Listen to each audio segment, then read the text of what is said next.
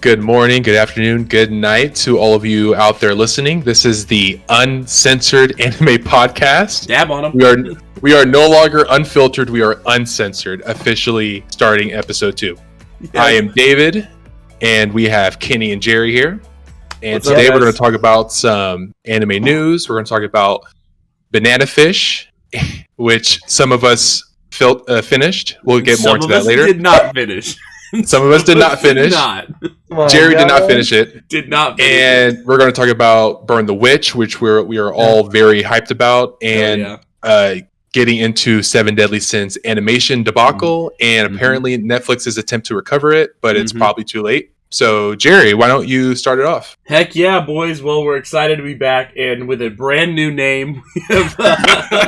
We made the decision after we filmed episode 1 to go ahead and change our name, because we felt like the word unfiltered made way less sense than uncensored. Because I think that's what we're work in progress. Yeah, we're trying. So we are the Uncensored Anime Podcast, which is really what we meant in the first episode. So we're happy to have you back for another episode, and hopefully, we're able to provide some fun insight about your favorite animes, or your least favorite animes, or animes that you can't finish, which is something that I found out this week. Sometimes I have issues with finishing anime, so, especially when I'm not invested in them. But to start things off, I think we need to talk about something we actually briefly mentioned last week. So we were getting into this idea of like, what is the next Shonen Jump, right? So we talked briefly last week, and boys, we talked briefly about what is the next era, because so many of the series that have been huge financial and just big hits have started to kind of fall apart, or they've just ended, or they've gone their own direction, whatever it might be. So this time around, what is it going to be? What is our next anime? And I think the one that we brought up last week was this idea that Kubo is back. The creator of Bleach was back, and he has something on his hands with this Burn the Witch concept, which is sort of a continuation, alternate version of his Bleach universe. And this week, since the last time we filmed, they came out with a lot, right? So we got a full first chapter and an anime trailer and an anime release date. But it's not a series, it's a movie, an anime movie release date, but a full first initial chapter. So boys, what do we think so far? What are we in the mood? Like, what are we feeling about Burn the Witch? What are we thinking? I didn't get to read the chapter yet, but feel free to talk about it. I'm not too worried. I read the what was it called? The one shot? Yeah, I read the one shot. I don't know how much different the chapter leaned into anything, but yeah, it's just a continuation. It literally leaves off. Okay, so the one shot is actually part of this. It's not like a rewrite or like an attempt. Correct. Right. Okay. It's canon, and it doesn't really explain much of what got explained in the one shot. So okay. The characters look great. I cannot doubt Kubo's art, and they did a lot of cool, art style. A lot of really cool character introductions, a lot of cool, since we read in English, I love, Viz does almost all of my Shonen Jump translations, and they had these really cool, the characters' names were in, cool different designs for each of them, which I bet Kubo did, or something similar, but all of the characters looked cool, all of it looks cool. I'm excited about it. I do think that, I wish that it would lean a little more into the Bleach things, because I think that they use magics by numbers, and you're like, okay, that's just like they're doing Bakudo, and then spoilers for the chapter, but a dragon turns into a dark dragon, and it's similar to how a hollow acts, and right, so that's a lot of I'm interested to see how much more he's going to connect it, and if we're going to see any of our old characters that we know. Which would be cool, but also, it is its own thing. So right. And David, what'd you think? What'd you get out of it? Because you read the one. When we talked last, you hadn't read the one shot yet, right? So did you read both? Yeah, I literally read the one shot, and I think I finished the first chapter back to back. Okay, yeah. And the one shot was really cool. It's. I was telling Kenny this earlier. It's basically Bleach, but in London, and instead of demons, they're dragons. Yeah, so pretty much. I mean, I'm loving the premise so far. I love Bleach's premise, so I'm really excited to see it where it goes. I really hope it isn't just a movie, because then I feel like there's so much potential in this universe, and especially since it's confirmed it's the same universe as Bleach.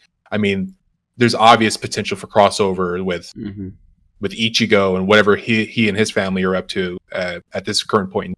So I'm really excited. I just hope it's something that will be more than just 4 or 5 chapters. It'll be, the next big shonen manga. Yeah, it's definitely kicking off in a different way than most of these shonen series do. You don't usually see this sort of like, you do usually get a one shot. That's pretty common in most shonens where they'll put out a one shot, but then traditionally once the series goes to serialization, the series will just kick back off and it'll actually erase the content of the one shot. It'll go maybe a slightly different direction, or you'll get a slightly different version of the one shot as its first chapter. And then the series will move forward, and you'll start to get the serialized version of it that'll last for a long time. But as of right now, the information we're getting is saying it's only going to be 4 chapters, which is not much more than, essentially this could be about a 1 volume of a manga once you put these 4 chapters plus the one shot together. And then we're going to get the film version of what, assumingly, is going to be these 4 chapters that are coming out over the next couple weeks. So I assume these chapters have probably been done and were handed off to the anime studio a long time ago, because there's no way that they're making these. The anime is definitely not being made like simultaneously. I'm pretty sure that this is probably being adapted from some sort of storyboards or something that Kubo had given them long ahead of time. I bet it's taken months to put together the anime film that they're putting out. So it's a very interesting kickoff, especially because if it's super popular, it would be odd of Shonen Jump to not try to capitalize and say, okay, yeah, we want more of this, and Kubo, give us more, serialized for us. But it's also possible Kubo isn't ready to get back into it. I don't know. He did Bleach for so long that I'm sure he's still burnt out a little bit. It's just like, and you guys know about Kishimoto's latest manga, right? Did you guys read it at all? Kenny, you probably read it. Samurai 7? Samurai 8, I think it was called. Samurai 8? Yeah, Samurai 7's the old anime that was also about Samurai. Yeah, I didn't really enjoy it, honestly. David, I think I read like 4 This is the first I've heard of it. Samurai 8? Okay, you know Kishimoto, the author of Naruto, right? Right. So, pretty much following the close of Naruto, he was supporting Boruto as a manga and an anime, He wasn't like writing for it, but he was like giving some premise, concept, blah, blah, blah, blah. And then all of a sudden he came out with a new manga, but instead of authoring or drawing it himself, which kind of threw me back because he's a good artist, Kishimoto's talented. I like his artwork in the Naruto manga. Yeah. He, for some reason, he hired another artist. So Akira Okubo, who was, I believe, someone correct me if I'm wrong. I need to say that a lot because I think sometimes I spit stuff out. Don't worry, I'll fact check you. My facts are off, but I think Okubo either worked for or he was like a penciler on Naruto at some point. I think he worked as assistant. He was like one of the assistants on Naruto, and I believe him and Kishimoto built a good relationship. And so following the close of Naruto, that's why Okubo was able to take over, because Okubo also draws the Boruto manga. So he draws Boruto and went on to draw the Samurai 8. But Kishimoto was being credited as the sole author. So Okubo, to my knowledge, was not writing Samurai 8 at all. It was all Kishimoto's idea. It was all his writing, which is pretty big. But it's kind of the same, but it flopped. Oh, so the end goal here is that after like 30 chapters, they canceled it. It canceled March of this year. Yeah, so pretty much like it just completely failed, and that's really disappointing, right? Because Kishimoto is such a long time author of Jump and like the big dog. It makes me imagine like if Kishimoto couldn't do it, like why is Kubo going to be able to pull it off after being the big daddy of Jump? And then it's like, and I assure you, I hope Oda never writes anything after One Piece. But after One Piece, he's done forever. Yeah, I hope he just pulls a Toriyama. I hope he just pulls a Toriyama and just like, just makes his own studio, supports other people, but like doesn't actually try to write. I mean, I guess Toriyama wrote that story about what's his name, Jocko, the Galactic Patrolman. Yeah, but that ended up just being like in the Dragon Ball universe, which I thought was pretty funny. One Piece Super. One Piece, yeah. I mean, I imagine that maybe Oda will write one-offs or do things like that, like Toriyama's doing. Oda hopefully will not try to throw out another series, but Kubo, Kishimoto, they were young. They finished Bleach and Naruto. Makes sense that they were going to try to do some more stuff. It's weird to see Kishimoto fail and Kubo try in the same year. So I'm curious where that's going to lead us. Like, what does that mean for these two authors that are legends, right, Kenny?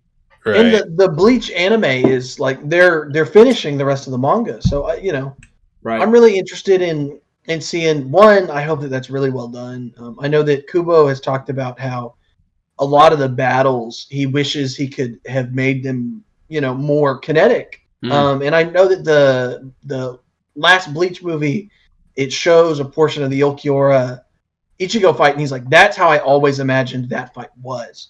And it's a cool, it's a cool 3 minutes or whatever that, and so I really hope that it's going to be very cool. I know that a lot of my favorite characters come back in that arc, and a lot of very, fun things happen. And so I'm definitely interested. And obviously the way Bleach ended, I'm excited about Burn the Witch. And I'm excited about Kubo. Even if he doesn't write anymore, I think that he needs to be drawing manga. Yeah, I think there's the interesting right. I think Kubo's writing. This is what worries me about Burn the Witch, is that he's taking on both roles again, despite it becoming like abundantly clear near the back end of Bleach that like he maybe isn't the most talented author, right? I don't think his writing was really his strong suit as a. Well, we like Bleach because it's a beautiful, beautiful piece of artwork, but it's tough to say that he was really writing the best story by the end of it. Right. It also feels as though, like, like they were like, Bleach is doing good, keep writing. And he was like, well, I don't have anything else to write about. I guess I'll kidnap another one of his friends. I don't know. Yeah, like that's the thing. Like near the end, like it should have ended after Isaac. Yeah. Right. Everything after that was basically filler. It shouldn't really. I'm happy that it existed because it was just more Kubo art to look at. Yeah. And some of his best character designs, I think. The Blood War. Oh yeah. Tried to wrap up. It tries to wrap up. It tries to wrap up some of the threads that because the other arc, what's it called? The Fullbring arc. It doesn't do anything. It does nothing to wrap up. It's literally filler. It gives Ichigo his powers back, right? Yeah, I guess. But even though it was like a weird way to justify that he's back to full power. Yeah, right. Even though, and then he they during the Blood War arc, they once again give him his powers back. Like so. I don't know. A lot of very cool characters. I still feel like the Fullbring arc may have been like Kubo.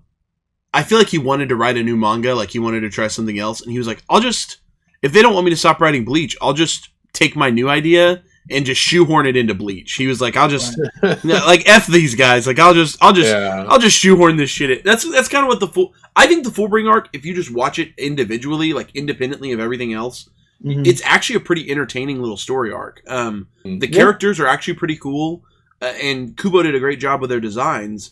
And Ichigo still has his motivation doesn't change. Ichigo's a very like singularly like motivated person for sort of this concept of like supporting my family and my friends. But he stays pretty true to that throughout that arc. And again, I watched it all in one go once in the anime because I wanted to watch I wanted to watch that arc. I had never seen it animated because I had stopped watching it back in the day. And so I watched it all in one sitting. Like, not one sitting, but like in... essentially just watched it alone without watching the rest. And I really enjoyed it. It's actually... And the anime actually did a really good job with that arc, by the way, because they knew that they were going to just complete with that arc. And so it has no filler, and it's really well paced. It's really well paced and really well animated all the way through. How many episodes is it? It's about 23 if you watch just that arc, something like that. That's not bad. No, they did a really good job with just that arc, and people kind of it was just the trail end, right? The anime was getting canceled. The manga was trying to do the Blood War arc. We knew that the anime wasn't going to get it. We were all kind of in a weird place. We thought the Blood War arc was going to be way shorter, and it ended up lasting Bleach ended after Naruto, which people don't. It's like tough for people to realize or remember that. Like I feel like there's a little Mandela effect going on there. But yeah, Bleach manga ended after Bleach or Naruto the manga, but that's because the Bleach anime ended way before the Naruto anime, and Naruto anime is still going because Boruto's still thing. So it's really confusing. Right. When you really think about it, you're like, oh, this is weird. But wait, I was gonna ask. Fuck, I was gonna ask a question. Shoot, think about it. Keep going. So I think with all that on the table, I remembered it. Oh, okay. Why? So was there a reason why that they stopped animating? Like they didn't even attempt to animate the Blood War arc at the time. It was just done. To my understanding, the ratings had just trailed. To my understanding, at that point in time, the anime ratings had just completely fallen off, and it was not getting the views anymore. It wasn't getting the money for the company. Studio Pierrot just kind of abandoned it. I think that as they were coming into the back end of the Eisen arc, they actually knew that was going to be the case. Like they knew they'd already kind of decided like, oh, we're not going to do much past this. And then I don't remember when it was made, but I remember either going into, because I was still watching it at that time, either going into that arc, the Fullbring arc, or like right before it, there was a decision made where Pierrot was just like, we're not doing this. They're like, we're just going to do this next arc and then we're done. Because at that point, the Fullbring arc had like just finished in the manga. And so it was like the perfect timing for Pierrot to just be like, all right, one more arc and we're done. And they just dropped it. And yeah, it just wasn't bringing in the money anymore for the amount it was worth, I think. And so and I'm surprised that they didn't like auction it off or like another company didn't try to scoop it up. It surprises me that they let it just die, because it doesn't always happen. And now I was going to ask, I don't know if you guys know, someone might be able to find it in Google really fast, but is Pierrot actually, I don't know if Pierrot is animating the new season or not. I don't remember reading that in any of the announcements, but someone might be able to find it, but I'm not sure but I think Studio Pierrot should handle it, in my opinion, right? Because like, if you look back at Bleach's anime and you look at the content that was not filler, it's some of the best. Studio Pierrot just did such a good job. And another show that they're still doing is Black Clover, right? So Black Clover is Pierrot, and they're continuing to knock that out of the park as well in the anime adaptation, even though, it has filler and stuff too. But so I don't know. What did you guys find out? It looks like they were going to announce it at Anime Japan 2020, but it got canceled. There's no word on what studio it's going to be. They were going to announce it March 23rd, but yeah, because I find it interesting. Like I said, all right, Burn the Witch is not being animated by Studio Pierrot. It's a whole new company, a company that I've never heard of before. They have very few anime under their belt, mainly anime films that I hadn't seen before. So Burn the Witch is a whole new company, but from the trailer, they nail the aesthetic of Kubo. The trailer looks really clean. Yeah, they nail the aesthetic. So I wonder if a new company picks it up for the 1,000 Year Blood, 1,000 Year Blood War arc, is that what it's called? Yeah. 1,000 Year Blood War arc. If it's another company that isn't Pierrot, then it could be really good. I mean, I think Mappa could knock it out of the park. I think that UFO Table could do it really well. But I would be, if it ends up back with Pierrot, then I'm curious how they're going to manage that. But okay, other thoughts about Burn the Witch, Bleach, the Shonen Jump stuff. Did anything else happen this week in Shonen Jump world that would be worth talking about? I mean, My Hero and Chainsaw Man had some great chapters. They had some really. David, do you read My Hero, David? Or you just I have not caught up on My Hero. I need to pick up. Good. Then I need to be a contributing part of this podcast. Well, then, okay. For now, we're not spoiling My Hero manga. Dang it! Because I try to just read the anime or watch the anime. I try to watch the anime.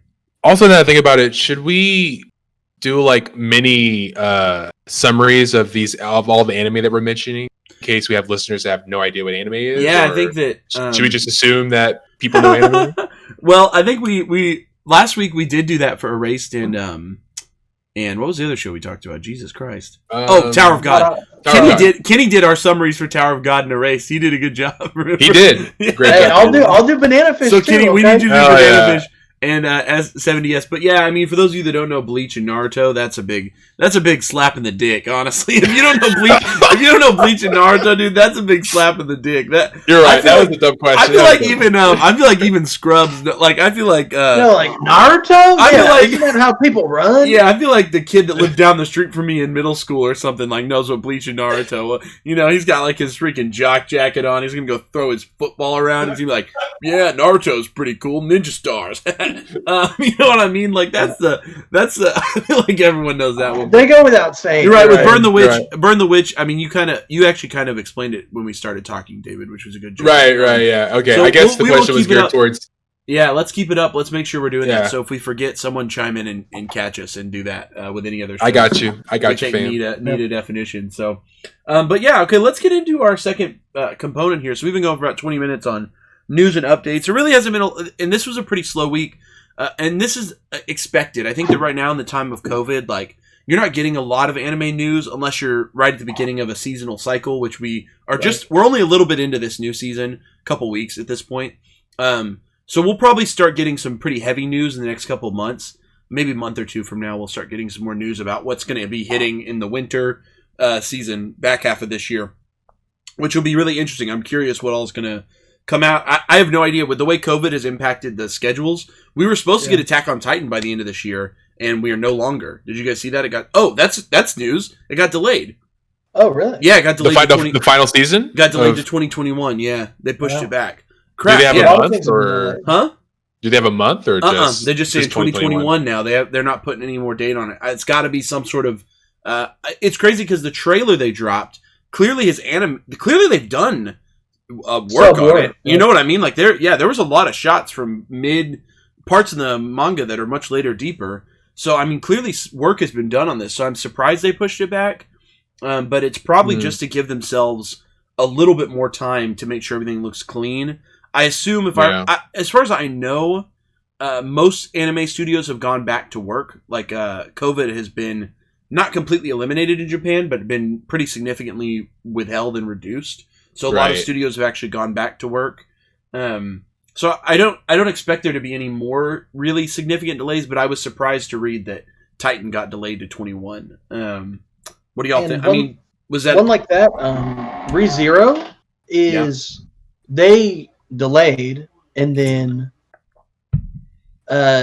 currently now we're 2 episodes into the work from home. They've been the last 2 episodes that got released were animated from home. No way. Yeah, and so you can tell somewhat, but generally it really doesn't just some parts you're like, oh, okay, like, you know. Is it 7 Deadly Sins bad?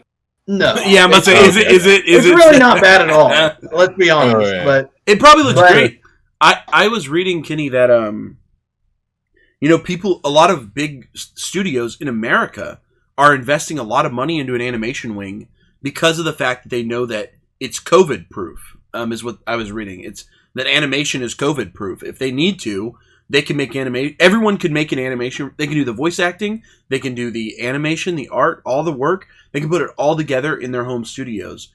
And that's really crazy to me to think about, because we may see a rise in American animation over the next year and a half as we see some of the projects that probably came to fruition in the last 5 months start to formulate and actually turn into real things, especially since people are really not opening. The U.S. is still not particularly in a good place with this virus. So, no. We're 180K deaths. Yeah, we are 6 months into this and not slowing down, which means that we could see still pretty significant reduced workforces for a significantly long forward amount of time. So I'm very curious what all that'll bring. But, okay. ReZero? No, okay. We don't need to talk about ReZero. We'll save that for another one, because I actually want to watch it before we talk about the details. Because the new season's going right now, right?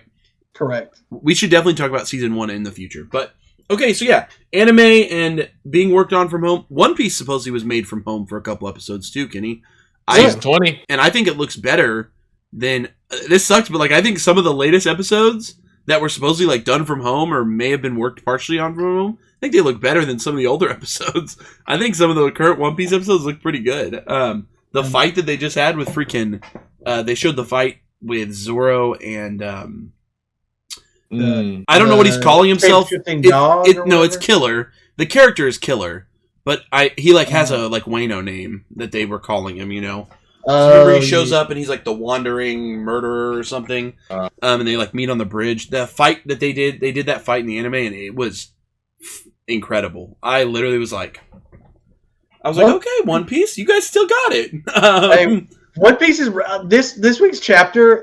They're ramping up. We're starting to hit that. Are you reading the chapters? People are separating to do their fights. Are you caught up on the chapters, David? Yeah, I'm caught up on One Piece. Did you guys read the one that just came, the Sunday chapter? Okay. Yes, so we can talk about it? Oh, shit, I didn't read the most recent one. Sorry. Okay, one just came out, David, but we won't talk about it too much. It's basically building up to... yeah. The one before last is when Luffy said all out war, right? I think the two chapters ago was all out war. And that is when he said that, I was It's such a Luffy thing. I was like, what's going on right now, guys? I was like, are we going to all-out war right now? Okay, yeah. Sorry for One Piece chapter spoilers. Hopefully if you're listening, you're reading One Piece, because if you're not, you're wrong. It's the best. Okay, great. Let's go ahead and jump into our first show for the night, because I do want to talk a bit about it. We're not going to really review this show for you guys tonight, but we do want to give you some context about it, because I think it's more of a conversation about one of the bigger aspects of anime right now, which is that anime has gone seasonal, and we've been seeing a very interesting thing happen where they are switching animation studios before finishing. And I think that's the discussion that I really want to have about this show, because I very recently watched this anime, and haven't watched the newest season, this season, the controversial season, but I do think it's worth talking about, because it's kind of in the news right now, and you're seeing it in the news, but it's a show worth having that conversation about, and that's Seven Deadly Sins. So, Kenny, do you want to give us our synopsis? What is Seven Deadly Sins? What's it about? So, Seven Deadly Sins is about it's about a group of individuals who broke laws in a particular country, and they are basically formed into like this sort of night order that sort of like Suicide Squad style, and each of them have a deadly sin that really had a large effect on their past, right? And so, like, our main character, he's the Dragon Son of Wrath, and it's because he destroyed this whole city.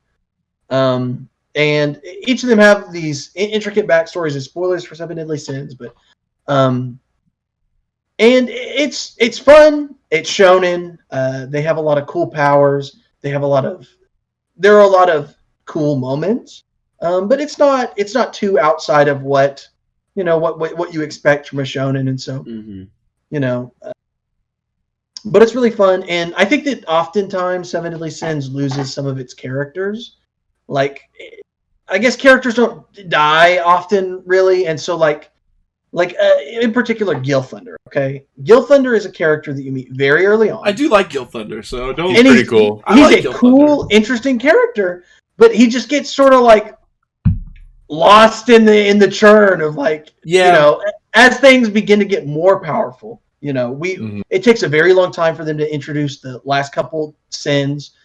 Meeting Merlin, meeting Escanor takes a long time, and by then, like, you have this huge gallery of characters that really can't do much. They aren't very strong. The power creep is really weird. Because it's like at a certain point, there's only like 3 or 4 that can battle with each other, and the rest of them are basically Krillins. Yeah, So in season 1, Gil Thunder's OP, and then all of a sudden by season 2, he's Krillin. Yeah, that's a great. He's getting knocked around like 4 episodes later, he's irrelevant. It's like and I'm like, what the bejeebus?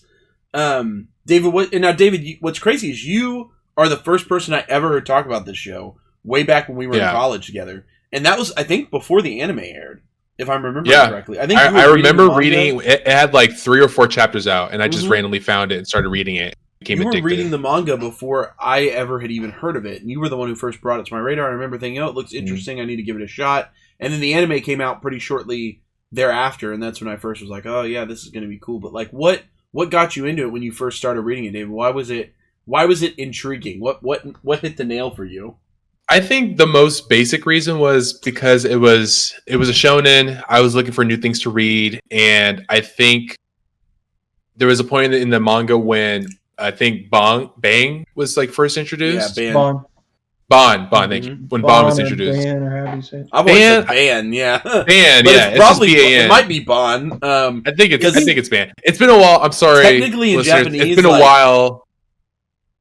Technically in Japanese, it probably is Ba, because they don't have like a ba sound. Yeah, I think it's Bond. So it's probably Bond, but I wouldn't be surprised if most American speakers probably just say Ban.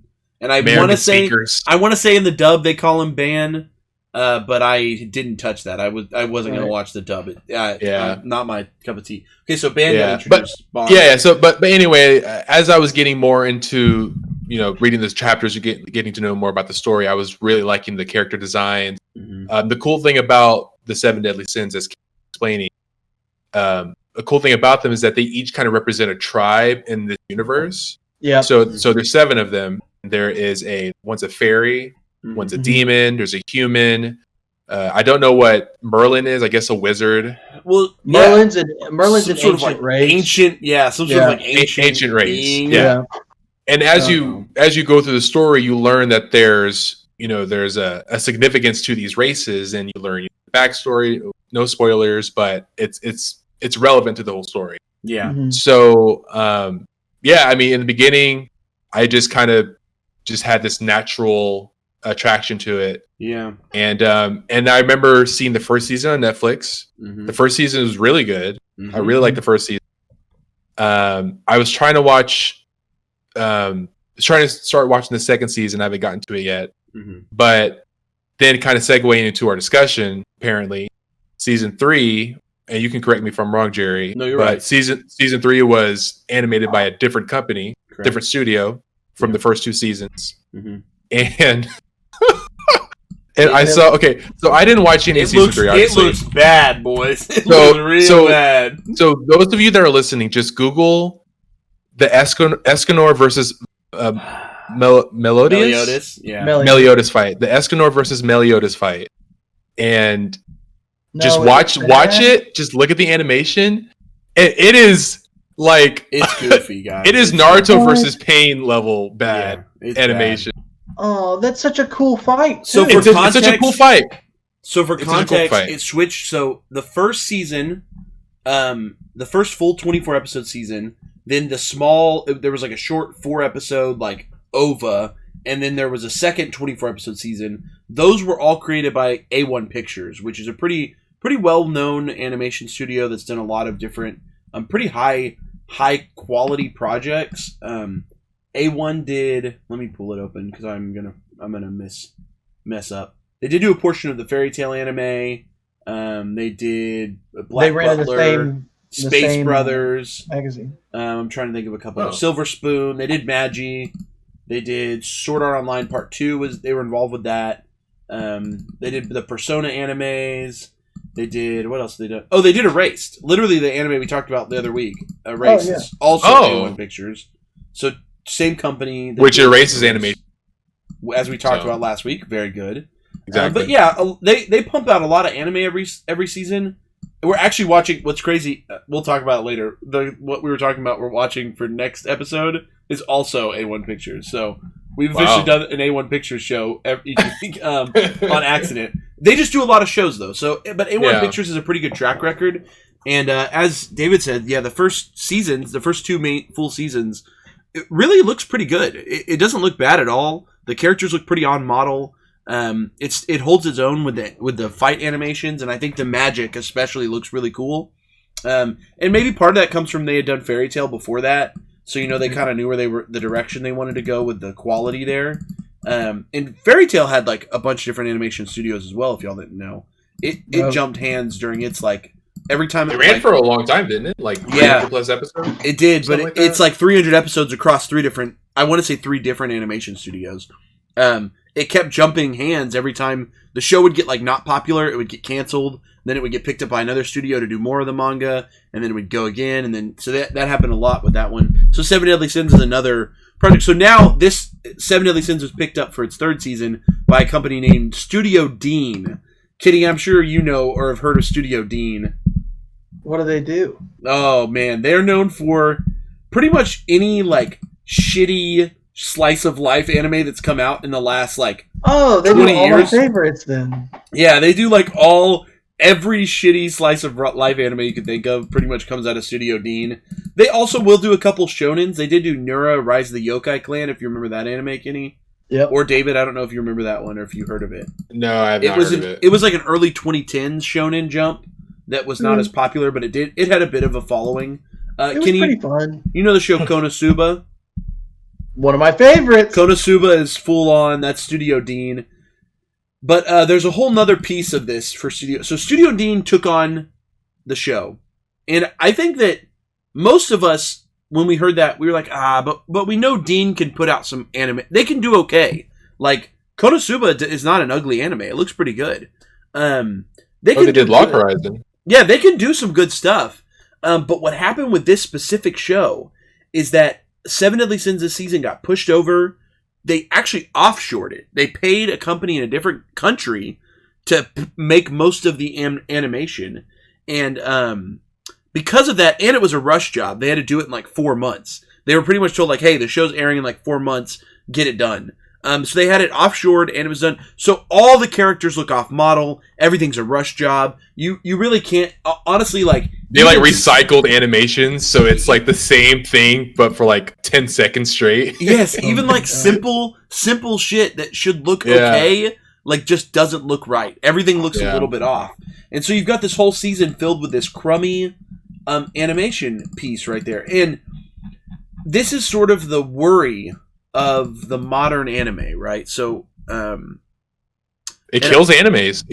So it's so interesting, right? So David, from our time when we were kids, I feel like there was this moment where everyone was pushing. They hated filler, right? We all hated. There was like this hatred towards filler in Shonen, right? I remember when I was young, everyone on the internet was like, "Filler is killing Naruto," or "Filler is killing Bleach." Blah blah blah blah blah. Bound arc, amazing. I don't care what anyone says. The bound arc is amazing. David's gonna find a way to mention the Bound arc every episode we record. He's gonna. Oh, also that and Studio Dean animated Vampire Knight. It's full circle. It's full circle. Oh my god! Damn it, Studio Dean. Vampire Knight and the Bound arc from Bleach. Watch them both, crazy. please. Okay, so what we get with this? So the old model was that an anime would get picked up, it'd be super popular. It would get adapted constantly. They would never take it off the air, and that was they used to claim it was to like maintain the series' popularity. So if they kept it on the air, even if they were airing something that wasn't a manga canon piece, they would at least people would get to watch Bleach every week, or they'd get to watch One Piece, right? And that held for a while, but a lot of anime fans didn't like that. They wanted it to just go off the air and then come back with another season. You know, they always were fighting for this transition to seasonal anime. All of the early 2000s, that's what you saw. And it was mainly because there were sort of two outcomes. Either the series would get canceled because it would get unpopular and we would never get an ending. Think like D. Gray Man is a series that just ended up kind of getting canceled, pushed away. We never got an ending for it in anime form, even though it was long running and had filler. Or the series would eventually reach its ending, like Naruto ended up happening, right? And you would get a pretty quality show, but now you have a show that 50% of it is not even real content. 50% of Naruto is not even out of the manga, so you have to skip so much now when you're rewatching it, and a lot of it's weirdly integrated. You know, you get this kind of Frankenstein of a show. Or there's even sort of the third outcome, which is something that happens to a show like Claymore, where they make a season based off the first arc, and that's it. It just wasn't popular enough. They never make any more, and you just never get an anime version of it beyond that. We've gotten really lucky in recent years where things like Full Metal Alchemist Brotherhood happened, Hunter x Hunter 2011 happened, where studios wait, now that the manga is essentially done or getting to a closure, they're able to go back and readapt it into a long-running show that has no filler and is focused on the content and keeps its popularity. That doesn't work for every show. But now we're getting these things where every show is getting adapted into a seasonal anime. So whether it doesn't matter what you are, you're only getting seasons. So My Hero Academia, Promised Neverland, Food Wars, Haikyuu, all of the long-running shonens are only getting seasonal adaptations, which is a really interesting approach. But because of that, we're getting this new era where animation studios they either get bored or they just are tired of animating the show, but they'll do a couple seasons and then they're like, they just peace out, fade out. They just deuces out. Which is what happened with Seven Deadly Sins. We had A1 Pictures just sort of bail on us after 2 seasons. They just said peace out and put it on the auction, put it on the market, and gave it to whoever wants it. So they just didn't want to do it. They were just like, we don't care. We're done. I'm under the impression from the articles that the studio said that they felt like they weren't getting enough money back for the amount of money they were putting in. So they felt like it was not as popular, I guess, as they wanted it to be, which kind of blows my mind because, like, what the hell else is like? What is A1 Pictures just like? They're not stacked with like the most popular shows, so like, I'm like Seven Deadly Sins is kind of a big phenomenon even here in the West, like even in the U.S. So I'm surprised that they weren't getting a return. Maybe Netflix just wasn't putting out. I don't know. I don't know what the thought process was there, but it seems like they just kind of like up and dropped it for no reason. And because there's another show, right, that just did this, and we were just talking about earlier, that's Attack on Titan. Mm-hmm. You have Studio Wit, who did the first 3 seasons of Titan, and they sort of have just seemingly, no one really knows why, they just kind of, boop, they said bye. So Mappa has picked up for the last season. And Mappa's really good. And Studio Wit, though, also really good. 2 amazing animation studios. So Titan got lucky, in my opinion. They went from a good studio to a good studio. 7 Deadly Sins, unfortunately, and another anime that is a casualty, One Punch Man, where it went from a really good studio to a lower quality studio that doesn't really handle that level of animation. Oh no! Wait! What studio did it go to? I don't know the One Punch. What's the season 2 studio, Kenny? I want to say season 1 was Man, we're uneducated on One Punch Man. Season 1 of One Punch Man was a outlier in particular because even though a particular studio was working on it, one director was in charge, and he got animators from several separate studios and sort of made this super team. Oh, Shingo Natsume is the guy who you're thinking of, Kenny. Yeah, he made this super team to make One Punch Man season 1, and then they bailed. I don't know the story around season 1 to season 2. I don't know it. I don't know what happened. Kenny, do you know more? I think that he didn't want to work for he left the animation studio, and the only reason the animators were all there from separate studios was because of him, and so they just had to go with something else, and so that's why I think they ended up selling One Punch Man, and that's why it took so long for season 2 to come out. Yeah, which is upsetting because it had a huge amount of popularity. Yeah. Oh yeah, they fumbled that. I think that was a big fumble. So season 1, David, is by a company called Madhouse. They're very well known for high quality animation. Madhouse is one of the to me they're what I would consider sort of a top tier studio. They did shows like, let's just pull a couple from their most recent years. They did Hunter x Hunter. Oh yes, Hunter was them. Yeah, the new Hunter was them. Death Note. They did Black Lagoon and Trigun. Parasite, if you've seen that as well. Parasite, yeah. No Game, No Life. That's Madhouse. So a lot of pretty up there. Oh yeah, the animation quality always very peak when you're watching a Madhouse production. Yeah. It moved over to a company called JC Staff. That's the group that did season 2, and they're kind of known for, stuff like the Pet Girl Sakura So and Scientific Railgun and Shakugan no Shana. I don't know what those are. Azumanga Daioh. A little more slice of lifey stuff is what I would say. So to go to they did Is It Wrong to try to pick up Girls in a Dungeon? That was JC Staff. I know Kenny likes that show. Yeah. Kenny likes to pick up Girls in the Dungeon. Yeah. I'm like Bell Crannel. What up? I'm about to kill that Minotaur. Oh my Spoilers God. for One Punch Man. Oh Jesus, I got us completely off topic though. Okay, so One Punch Man, 7 Deadly Sins, Attack on Titan.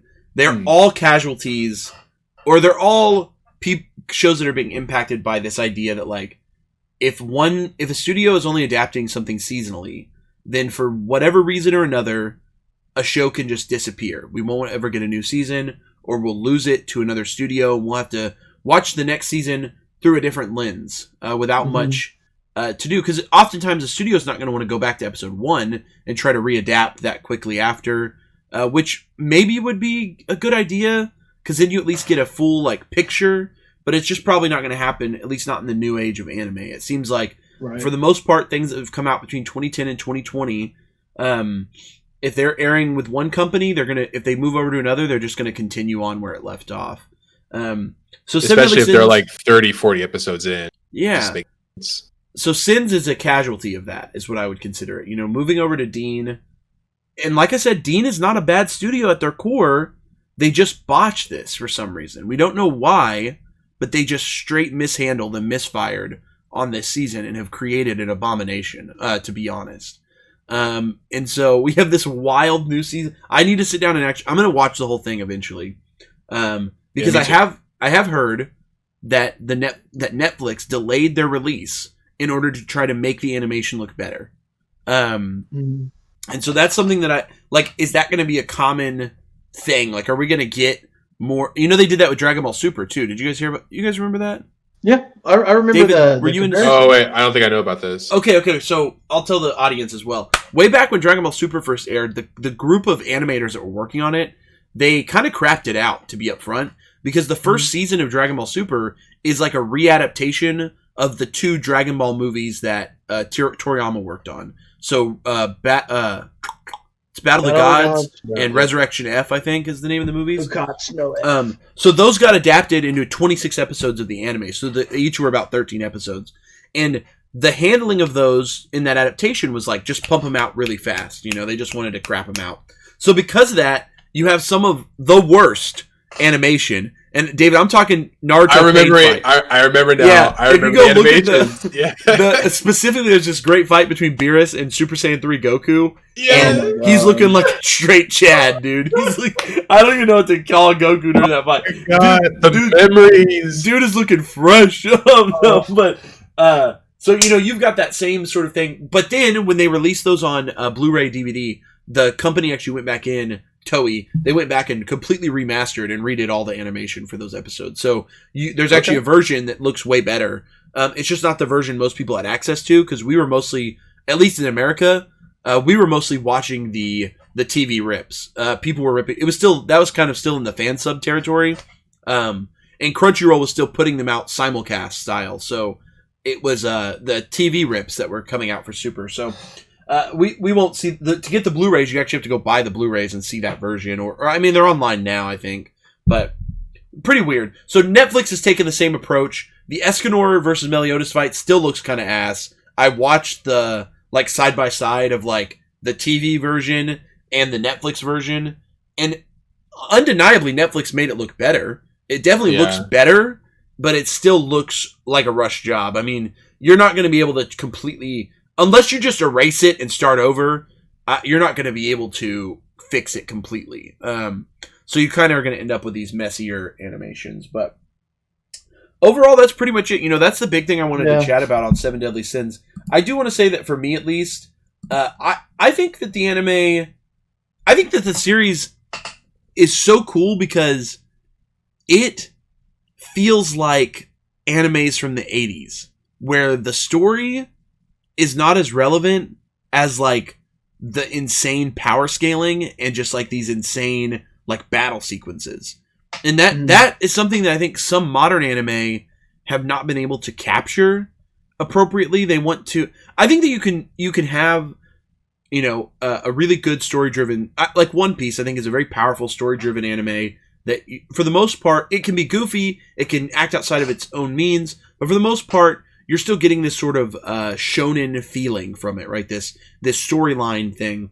But then there's these other animes, right, that we all have watched that they try to kind of match that, and the story just feels really flat, or it feels really uncomfortable in some ways. And then all of a sudden you're just like, I don't want to watch this. Or maybe you do just watch it just because. To me, Fairy Tail is the best example of a story that's just really flat and the characters are not as fun. They are fun for the most part, but it's not as exciting. But Seven Deadly Sins does this thing. I would compare it almost to JoJo's, right? And David, you haven't watched JoJo's, or you admitted don't say that too loud. I forgot, but it's just that same feeling. JoJo's when it came out in the 80s, there was a storyline driving the series, but the fun part is that everyone is just freaking over the mass, these buff. There's just these monstrosities of beings that are blasting each other, destroying each other, and that is actually catapulting you forward. You're more excited, more engaged in the next part, and that's what Seven Deadly Sins captured. It captured that feeling I had when I watched JoJo's for the first time, because I was like, wow, these characters are dope. There's a lot of fun characterization, and they're doing stuff that's just propelling at a good speed. And the pacing of the first 2 seasons of the anime is top notch. They were adapting 3 to 5 chapters an episode. So you're getting a super fast paced show crammed into it also, which is this is a really fast paced, and it works for a show like Seven Deadly Sins, because I bet when you read one chapter, it's probably just bang, bang, bang, bang, boom. And then you're oh, it's over. There's not a lot of dialogue to dive into, because the author definitely puts the action and the power scaling at the forefront. But it doesn't skimp. I will admit there was a single episode of Seven Deadly Sins. I was not planning on it. There was an episode of Seven Deadly Sins that made me cry. And I was I did not think that show was going to hit me like that, because I was fully prepared for that show to just be purely battles and explosions and boobs. Like, that's all I thought I was watching. Wait, what episode made you cry? Bro, Meliodas' backstory, where it flashes back, it's when sad. he goes into his, like, goes into his the training arc. You guys remember this? And he like goes into the dark space and he has to keep repeating the girl's death over and over and over again. Yeah. At first I was like, okay, yeah, ha ha ha, Meliodas. By the end I was like, bitch! Like, my one tear, I was like, this man is struggling. He has to watch Liz die every time. Over and Bro, over and over, yeah. That shit was sad. I was like, that was some heavy stuff. I was like, this author really snuck some, like, genuine, like, there was some genuine theming and, like, some genuine, like, writing that went to play there that he used. Yeah. I don't know if the author's a he or she. I actually don't know the author's name off the top of my head. But the author of Seven Deadly Sins, they used something there that was like there was like a powerful little arc within that story right there. And I didn't expect that. But it made me like Meliodas. All of a sudden, Meliodas like became my favorite character. Like, from that one moment. I was like, the moment you give me a character backstory that's that strong, that's that well written, all of a sudden I'm going to care about them more. Especially when you sneak it into the middle of a literal, like, power fantasy of an anime. Like, this anime is like, dudes are just incredibly buff. Escanor is just unfathomable. Like, I couldn't even... He's the best. When I saw him show up, bro... Hella buff. I was like, what? Whenever he just like... He just like blows up. Dude, I love that... But yeah, I love that he leaves at whenever it gets to noon or whatever. He's like, I lose my mind or whatever. You're like, shit, bro, how strong do you get? I give Escanor, that just crazy power scaling, and then to sneak in this like very solemn, this very like somber story moment, it really took me aback. I don't think it's going to do it much more than that, because I thought that its second attempt to do that at the back end of season 2, David, you probably remember this story beat, but there's like this story beat where one of the demons, one of the commandments, separates from like the guy's body, the human's body, and then like the child, for some reason, the guy's like kid was like reverted back to a little kid instead of like a grown man, which he was a grown man prior to that. He like shows up and like the demon like has like fatherly love for him, and that's like how they try to encompass this idea that like even monsters can have kids or something like that. And I think that the author fell much more flat when attempting to do that story compared to the Meliodas part with Liz. I'm about to say, I do think that often he really tries to. There's a really good part that I don't know if it's in the anime yet between two of the 10 Commandments. That the demons are just other beings. They aren't evil inherently, right? They aren't, because Meliodas is a demon. He's a demon. You know, he's one of the demon clan, and Derriere and the mustache guy are like the whole reason that they are 10 Commandments. The whole reason they pursue strength is because they just want to be together as a couple, and so there's a part where they're like, spoilers for Seven Deadly Sins. I think it might just be spoilers. Sorry, we're getting deep into Seven Deadly Sins here for a minute, but they go and they're just living in a village, and then the knights come to exterminate them, and they're just like, yes, we had to consume human souls to, become to reclaim our power and to come back to life, basically.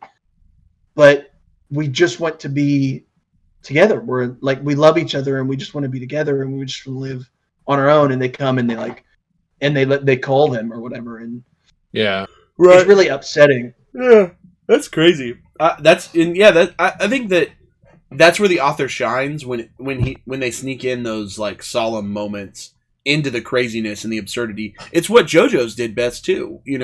When JoJo's snuck in simple things like character deaths and character motivations. Like when I think about like Polnareff in part 3, I think that he's a very like secret part of that show that carries it, because Polnareff's little narrative within the show. The show is really Monster of the Week, but Polnareff kind of has this overlying motivation that goes all the way to his fight with Dio.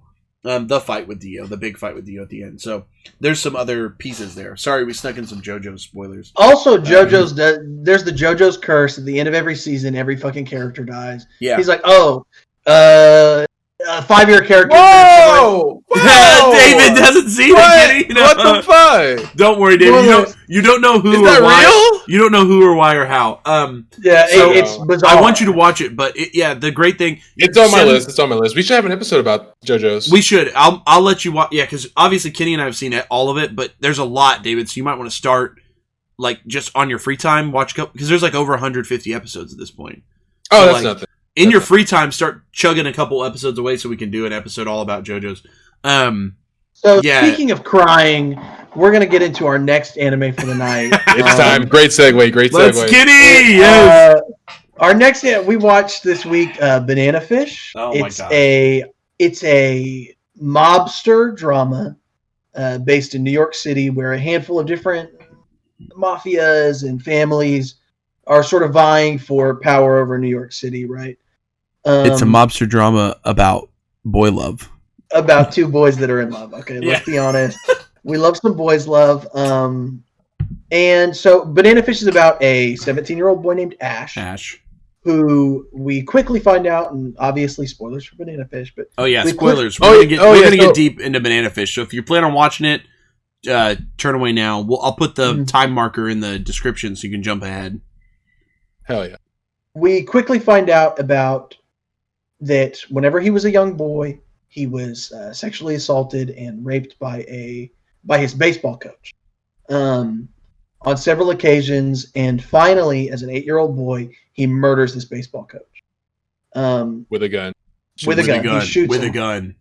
So then he gets some sort of pressure from his community that finally he runs away from home because he is upset with his dad. And his dad kind of in that episode with his dad is kind of weird about that story, honestly. Right. I think his dad hates gays. That is possible. He's not. He's not gay though, but I think it was because of him having some kind of sexual thing with the adult. Instead of thinking oh, this adult's fucking my kid, I should be mad at the adult. He's mad at his son. It was weird. That's exactly it, David. He has that he's he was such a good person in our community, and and he instills the one thing he says: if you're gonna let him do that, make him pay for it. And I think that sticks with Ash. Literally. It sticks with Ash a lot throughout his development and throughout what we see in his series. And so then we meet our Japanese insert character, Echan. And he is sort of this wide-eyed, naive person who gets thrown in this huge crime drama. Characters, obviously nobody is safe. Characters die left and right. And we sort of just develop this connection between this naive young Japanese boy and this hardened young American boy who was sexually abused and sold multiple times. Yeah, he became a young prostitute. Yeah, I must say he literally used it. He was raped pretty regularly. Mm-hmm. And so because he was a beautiful boy. And so he sort of learned to live in his scenario, and there's this sort of Echan wants to free him of that and allow him to be a 17-year-old kid again, and that's sort of the story of Banana Fish. And obviously we're going to get to a lot more spoilers. We're going to talk about the ending, but I think first and foremost I want to talk about the fucking music in this show. The first opener. Oh my fucking god! I love that song. The first all ending, the songs, all the music, each of their themes. Okay, Dino's theme. Dino is the main mob boss and the main antagonist mainly throughout the show, and his theme is so good because it's it's just this slow da da, and it go da da da da, and then the piano comes in, and it's so menacing yet powerful because he is this sort of this mafia boss, this king of New York basically, who likes to fuck little boys, and it's paralleled by Echan's theme, which is this very soft, delicate piano music, and it's so I love whenever it goes from Dino to moments with Ash and Echan to just sort of juxtapose those two themes and two ideas. Put them next So, to each other. Man, the music was something fucking else, man. Kenny, Jerry, likes what the did music. Jerry? What did you think about the music? So obviously I got 11 episodes in. I didn't watch the whole show. They watched it all. There's 24 episodes, 24, right? So Jerry watched 11. I got about half, close to halfway through. And honestly, I was going to drop it completely after episode 2. I almost couldn't keep watching it. I think the music was actually pretty good. I think there's some parts of the show that were really well done. And Kenny pretty much nailed the plot. I don't think the plot really diverts from what Kenny just said at all. Like, it's pretty, right. It's actually pretty, for what's kind of like a mystery crime drama, it's actually pretty straightforward plot. The plotting is actually pretty linear, if that makes any sense. There's not a lot of diversions or a lot of side subplots or anything like that. At least in the first 11 episodes. I don't know how, I assume it seemed pretty straightforward, so I don't know if it gets too messy in the back half, but I don't think so. But right, I feel like the main point of the story wasn't to be confusing. It's pretty straightforward. Yeah. David? Yes. So to add a little bit more to the story. So in the first episode, our main character stumbles upon this person who hands him this mysterious vial or it's some weird material. Yeah, it's like a little... it's like a little thing. It's like powder. And he's like, what the fuck is this? And so, and that's like where the mystery part comes in. So there's this drug called banana fish that's being, created with the help of the mafia, which is led by Dino, who owns Ash. And this drug basically has the power to make you go apeshit crazy. And there's also some kind of like hypnosis with it too. So you can give a person the drug and you can kind of bend them to your will. Yeah. And so the first half of the show... Oh, the doctor describes it as a bad LSD trip that never ends. Yes. Yeah. And so, like, the first half of the show, we kind of see doctors that are under Dino trying to perfect it, and then it does become perfected. And then the last half of the show is Ash and the gang trying to stop it from. The plot kind of it grows into this catastrophic thing where now all of a sudden the U.S. government's getting involved. Right. And you realize Dino's working with the government to like take control over smaller nations for resources like oil and I think cocaine or some drug that's. And the last one I watched, he killed someone who was like running for president, and I was I was like, what's happening? I was like, where are we going with this? So it expands in terms of scale. You start from this little small alleyway in New York, and then it becomes global scale thing. So that was a pretty beat the story. Yeah. And for me, I like the characters. I like the show a lot. I think I'm a little biased because it reminded me of Black Lagoon because of not spoiling Black Lagoon at all, but it's a Black Lagoon in the most basic sense is a person from a very fucked up reality meets a person from a very innocent reality.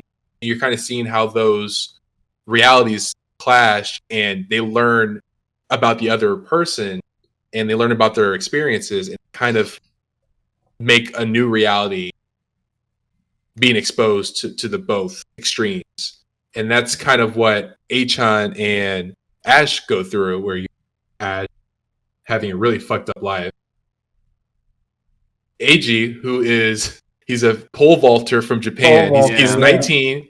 Regular ass life. Regular ass life. But he likes to take pictures too. Yep. And he likes to take pictures. The only reason why he's even in the US is because he's having like a pole vaulting slump. Yeah, he was like depressed. He's moping, he's depressed, and then a photographer comes up, it's like, hey, I'm going to the US, want to come with me? And he's like, okay. And then they just go. So silly. And so I really like the seeing those two completely opposite reality clash. And I thought the animation, I like the artwork, the style, the gunfights. Let me ask characters.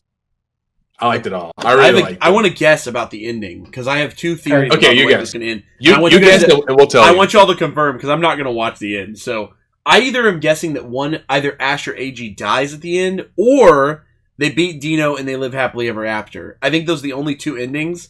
But my gut was telling me that Ash is going to die before the end of the show. But that was my gut. What, confirm or deny? What happens at the end, boys?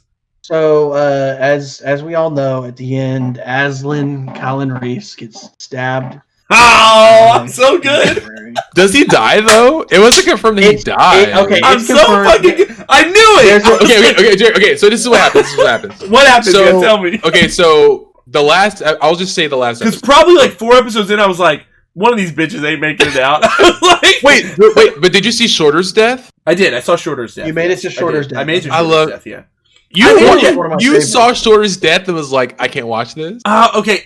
I'll admit, episode 10 and 11, which are the last 2 I watched, is the first time I felt the show. Oh, I have more opinion. I'll tell you all my little thoughts. about it, Okay. 10 and 11 is the first time I felt, for a minute, I was like, maybe I should finish this. But, we lost Kenny. We don't need him. Time to cut him out. No, he'll get back in. Wait till he gets back. Kenny, can you hear We'll us? keep this in. This is uncensored and unedited. Oh, last time I edited it, the Kenny drop out.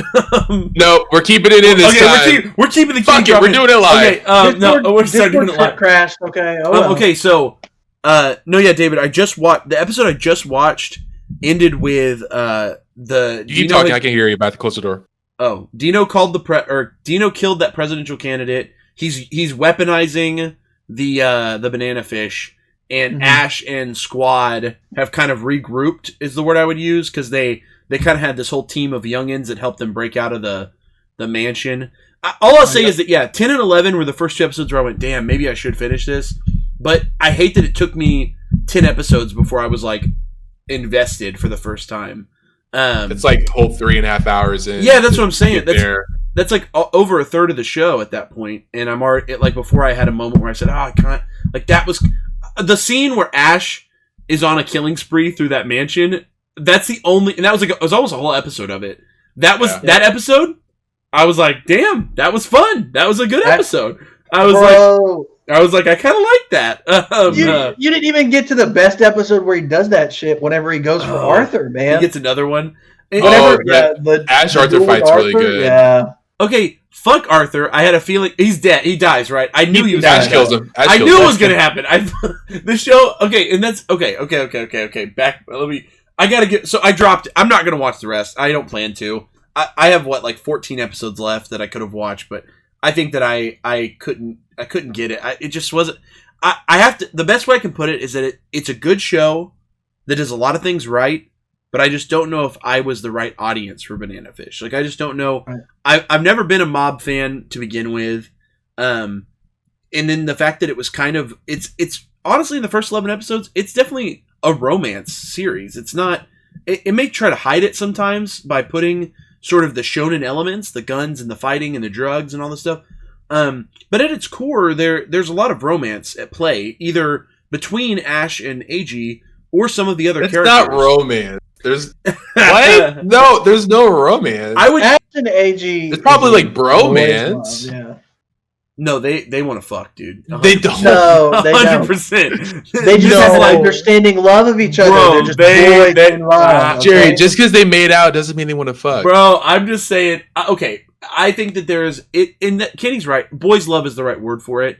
It's sort of this. It is romance, but it's romance played in a different way. It's a brotherly type romance. Yeah, it is. So I'll give it that. But it definitely is. It's a powerful part of the plot in at least the first 11, and I assume it stays with it. I don't think the show. Yeah. Because the show did, if you know, the manga ran in a Shojo magazine. This was not a shonen manga. This was a Shojo manga, which means the primary and intended audience that the author was going for was young females. Is sort of the audience for this show. But this show is given a lot of credit. I did some research on it. This manga was given a lot of credit for being one of the first series to kind of break the gender roles, to bring in more male audience members to a shoujo series. It was one of the first series to kind of do that, because this manga originally came out in the goddamn 80s. It came out way back in the 80s, and it ran from the mid 80s to the early 90s. 10 years. And so, yeah, I think that, again, I think there are certain elements of the show that are certainly watchable. They're good.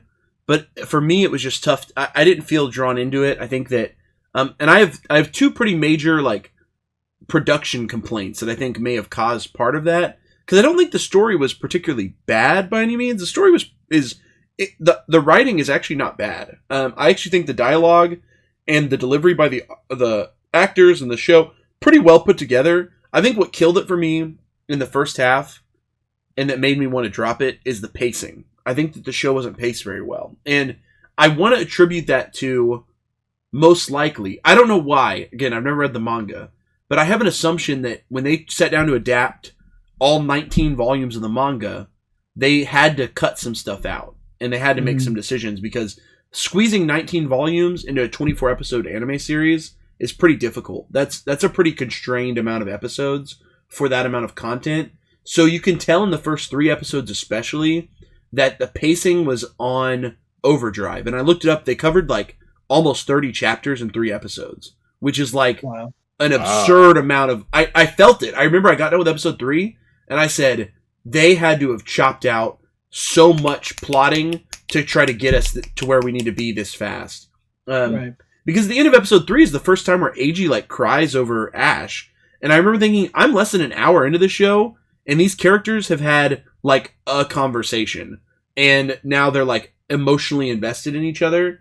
And I was like, there's got to be some pieces that are missing here that I think got cut out. And it seems by about episode 8 or 9, they severely slowed the pacing back down. They got it back down to like a more manageable amount per episode. And so things felt...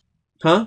Once we get to Dino's mansion, I think that at that point, everything flows exactly how it feels. And that's why I felt like for the first time ever, when I got to episode 10, I was like, oh, I'm kind of interested again. I think that it took the show too long in the front half to establish like a quality pace. And I think that unfortunately that means that if you are like me, where it's like I only really give a show 2 or 3 episodes before I usually will drop it if I'm not interested, you might, and that's why I'm like, damn, maybe I should go ahead and watch the back end, because as of episode 10 and 11, I was like, oh, I'm kind of interested now.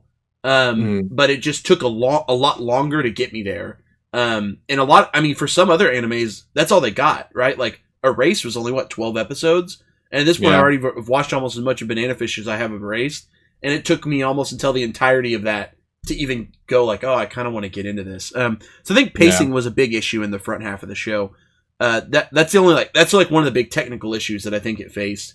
Because other than that, I do think the story is maybe a little, and you guys can disagree, I think it was a little melodramatic, right? So like where it felt soap opera-ish, if that makes any sense. Like it was almost a little bit too like romanticized. There was too many moments where it was like the drama was a little pressured. It felt I'm thinking of the word, whatever. It felt a little more melodramatic is the only word I would use. And I think because of that, it turned me off a little bit from some of the other moments. And I think I like Ash as a character though. And I think that's the one thing that kind of kept me coming back once I started to get into it a little bit more, is Ash. His characterization is pretty good. And he has a pretty well drafted. You know how Ash is going to react in certain scenarios, and when you can see that, like that's a good character. Usually, if a character has like a style or like a way that they respond that is pretty like they're not going to act outside of a defined means, then you know like that's pretty well plotted for a character. So I like Ash because I think they did a good job with him. But aside from that, I had a tough time getting into... I kind of liked the direction Shorter was going. They killed him. I liked the direction... What was the kid's name that died in like episode 2? Skipper. Skipper. Dude, Skipper, yeah. I wanted to be sad about that, but I was like, I don't even know this kid. I was like, who is this? Yeah, I can tell that. I was like, this was supposed to... And then when I realized that's like 30-something chapters in, I was like, there was so much that we probably got to know this kid, and it just got... It got sidelined, unfortunately. So the death didn't feel as like... I wasn't as emotional. Shorter, we obviously got a much better arc before his death. And I don't know... And you said Arthur gets killed, and I'm sure Dino probably dies by the end, or something along those lines. You guys can correct me if I'm wrong. And then Ash, obviously, is... I guessed it from like episode 2. He was probably going to die, knowing that he's like dead. Or David, you said he's like... Maybe it's like up to the audience to interpret whether he's dead at the end, or... Yeah, it's not. There was There's a Garden of Eden. There's a post manga. OVA, or I don't know what you call like a one chapter. I know what you mean. 80 page. Like an epilogue. Epilogue. Thank you. Yes. Yeah, like Ash absolutely he dies. It's AG returns to New York much later in life and sort of walks back through, some of the places and some of the spots that he saw, and he's like, sometimes I imagine him here still. I would like to read the manga because there are a lot of deaths. Yeah, there's a lot of deaths in the anime, but I didn't.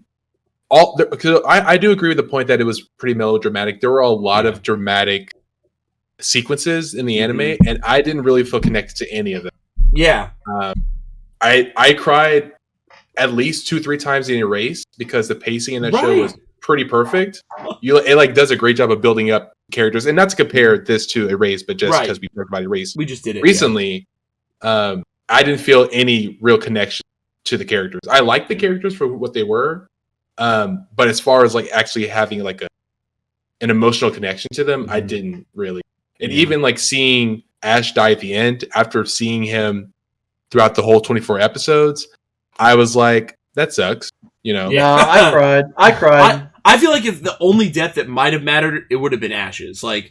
If I had gotten to the end, that's the only one that maybe could have. But yeah, Shorter's death was probably supposed to be emotional. Yeah, I mean, I wanted to cry for Shorter's death because I really liked his character. Yeah, I was like, damn, they got him with banana fish. They made him try to kill or the person he cares a lot about in front of him. His best friend. Ash shoot him in the heart. That's a pretty shitty scenario. But I watched it and I was like, huh. I was like, pretty emotionless, unfortunately, during that moment. I was pretty fucking sad, guys. For Shorter? I would like to say there were 2 spots that I think are the most emotional moments, and there's one moment where just before the big fight, basically, AG is kidnapped again. AG gets kidnapped 5 times.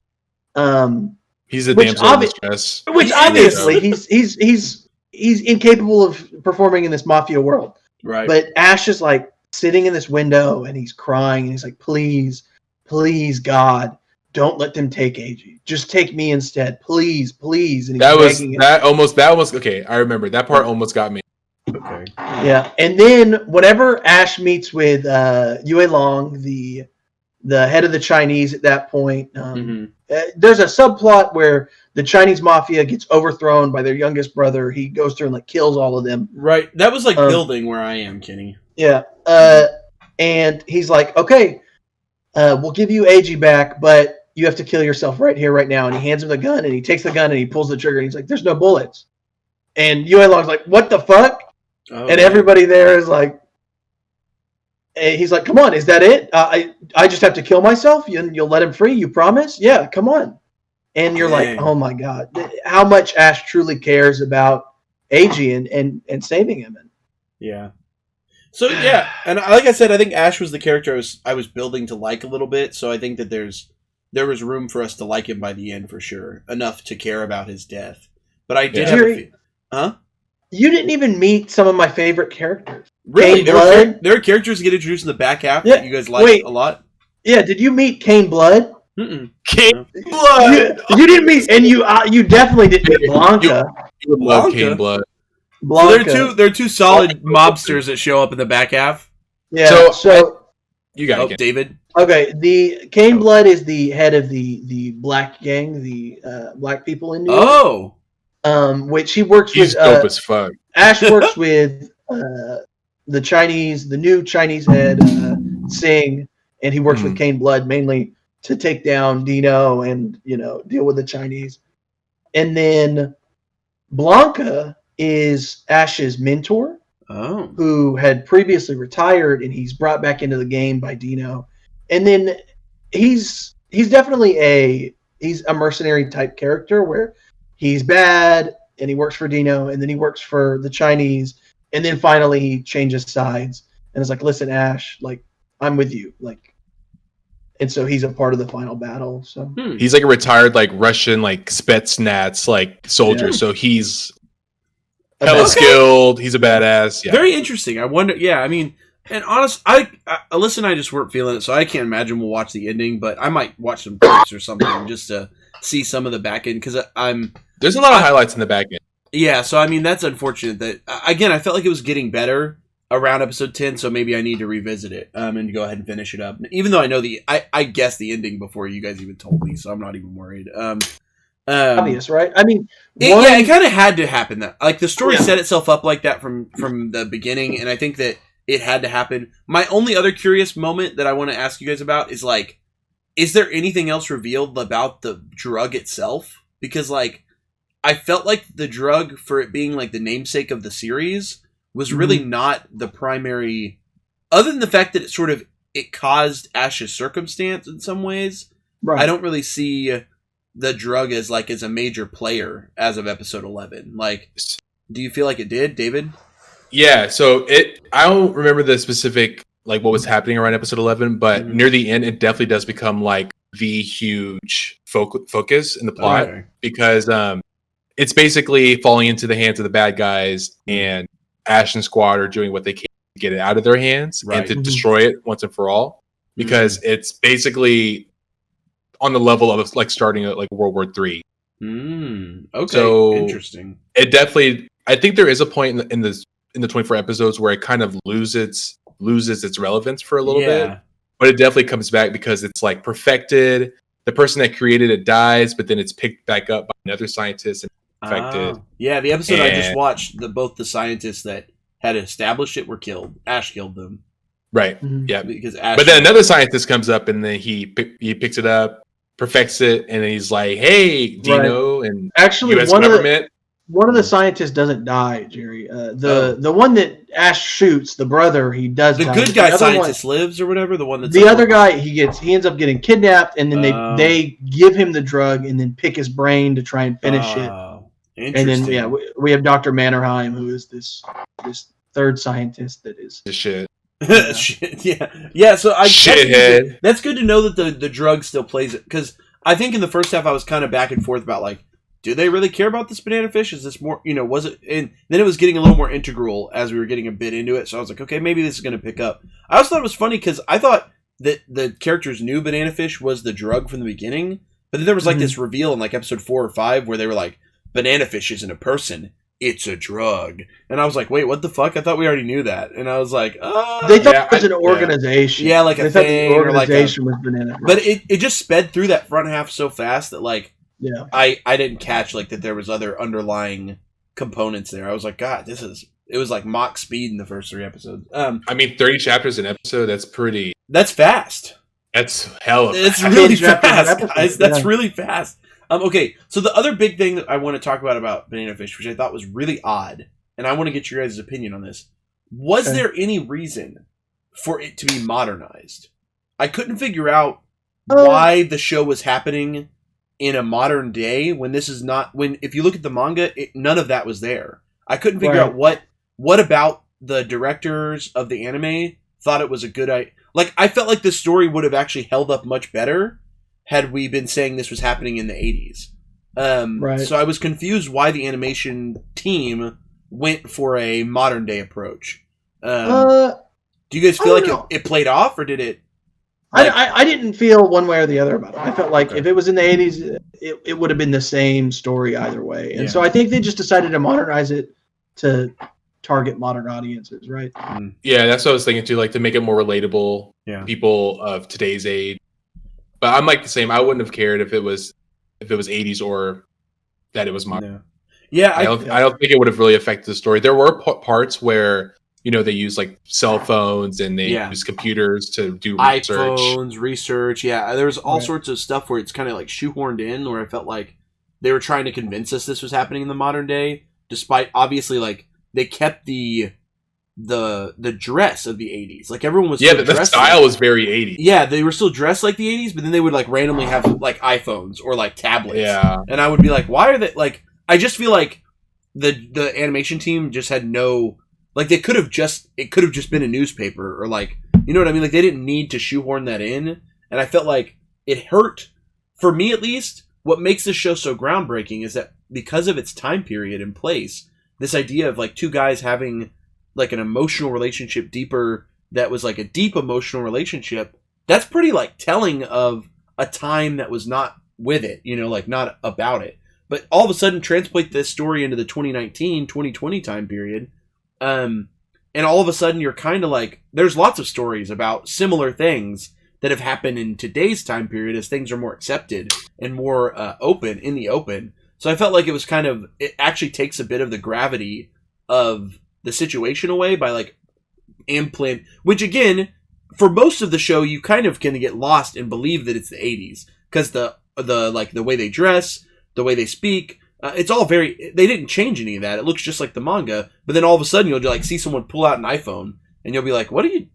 I'm like, it kind of breaks that. It was a weird clash at points like that, I'll admit. Yeah. People like that now, though. I got to be honest. I wasn't too taken aback by the style because I think that style nowadays is so, such a wide spectrum that people, I could see people dressed like that. Like the outfit. That's true. That's true. Whenever it goes to Chinatown, is like, that's an outfit that I could see somebody wearing today. Yes, you're right. Mm-hmm. So some of the olden stuff has actually come back into style now. Mm-hmm. So it actually kind of looked in place for the modern day too. But again, I think the show, I'm curious about the manga because I want to know what it feels like with a 100% 80s setting. I think that maybe it would add a bit of the gravity back in that I felt that came off more melodramatic in the new adaptation. I wonder if I would have felt like it was actually more like well spent energy if it was in the 80s. But I don't know. It may feel the same. The series is kind of soap opera-y anyway. Right. I wonder why they went with the approach of rushing it, so trying to shove 10 years worth of manga chapters into a 24 episode. Yeah, that's a great question. Because this could have been like a seasonal thing. They just like spaced it out. I think they easily could have adapted this and just gone a little longer. Like, I don't know what. Maybe it was a studio issue. Maybe it was the company's issue. I'm not sure. I couldn't find any information really about why they went with the route that they went with the 24 episode thing. It was animated by Mappa. Which and that's we why love that's why it looks so good. Yeah. Alyssa and I kept saying, like, damn it, this show just looks good. It looks really, really good. This show just looks good. I'm about to say, whatever the Arthur Ash duel episode is one of the best, really well done episodes and fights. Yeah. I might have to just watch that fight because I do want to watch that. I think. Yeah, the whole scene from whenever they start their duel to the end of that episode is so good. And they just knife fight, Jerry. They just knife fight.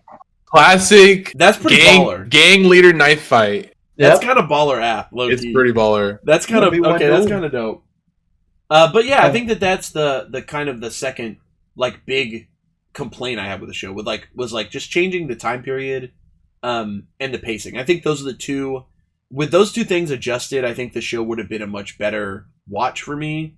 And again, I just don't. I don't know if I was the right audience for this show. I think that it's designed for, the author knew what they were doing when they were making it a little more melodramatic, a little more soap opera-y, because they were appealing to the young female audience when they were writing it. And the author's a woman, so.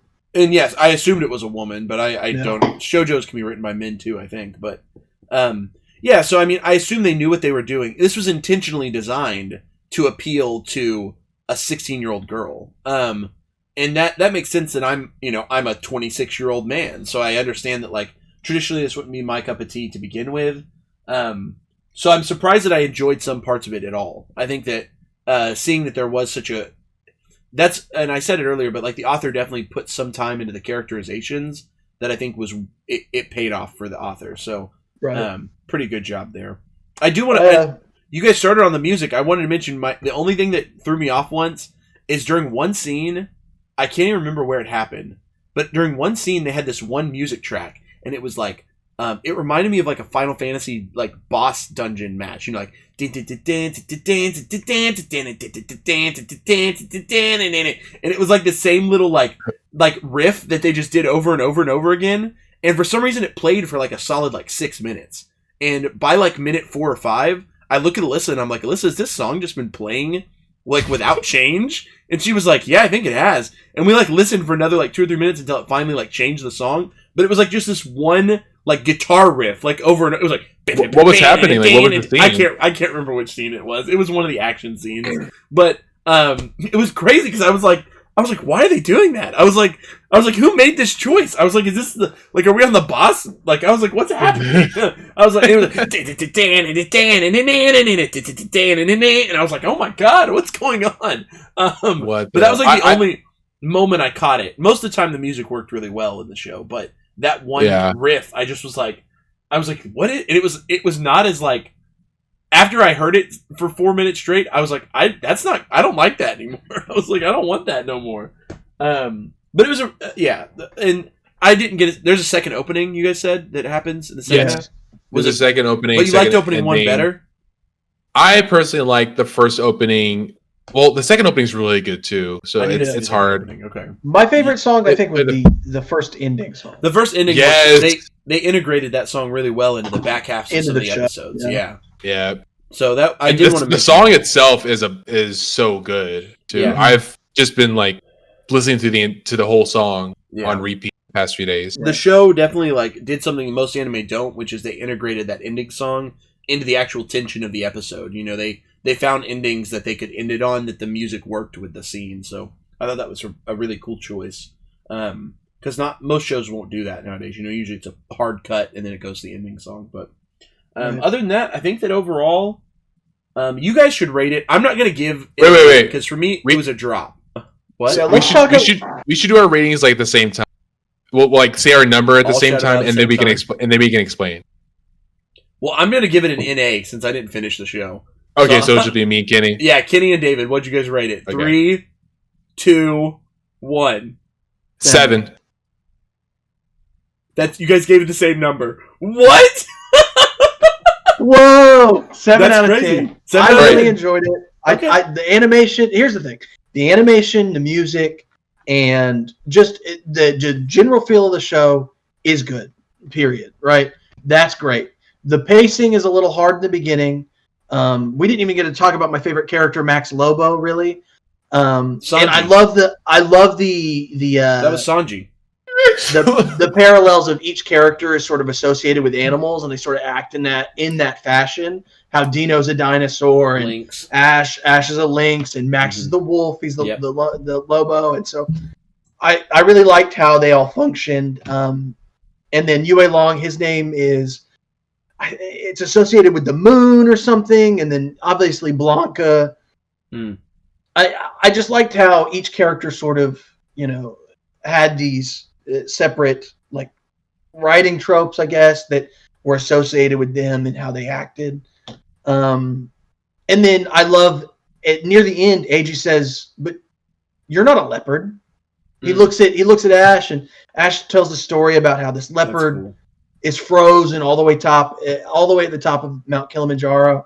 Why did it go up there? Why would it continue to climb? And Eiji's like, "You're not a leopard." Damn. And you're like, yeah, obviously, right? Even though the whole show they had been comparing characters to animals. Ash is a wild beast. I have to rein him in and things like that. And they call him the devil multiple times. Yeah, he's a devil, a demon. Rule over New York for the better or whatever. And and Eiji's just like, listen, man, stop that's not you. Right. Be yourself. And then I didn't like in the beginning, the ending, he gets killed by some random dude. We get introduced to Sing's stepbrother, his name's Lau. Mm-hmm. And he sort of has this Arthur attitude where he is against Ash. Right? He's against Ash, one, because he killed Shorter, and Ash is like, I'm keeping on the DL that I killed him for this reason, right? I'm not telling people about the banana fish thing. And then Lau is the one that ends up stabbing Ash. And it's because he lets his guard down, because Eiji gives him a plane ticket to Tokyo. And so he begins running to the airport, and Lau comes out of nowhere and stabs Ash and is like, I don't know why. I've been following you for days, and you've never let your guard down. And then all of a sudden you have. Yeah. And then Ash shoots Lau in the street, and he stumbles back to the library and dies right there after reading Eiji's letter. And I was upset with it because I was like, Lau is such an unimportant character. But then I was like, well, people die and people get killed. Maybe it had to be that way. Right, and you don't get the choice to who kills you, and you don't die a hero's death because you're this mob lord who just took out 3 mafia bosses and took down a whole organization. No, if somebody wants you dead and they're capable of doing it, they're going to do it. And I think that, that I've become more okay with the fact that this random guy sort of just stabs Ash in the street and he dies just like everybody else had been, just another part of gang violence. Mm-hmm. And there's kind of a build up to it too, because there's multiple scenes beforehand where that guy is like constantly voicing his opinion that he doesn't like Ash. Like the Chinese shouldn't follow Ash. Like he killed Shorter. Like fuck that guy. Right.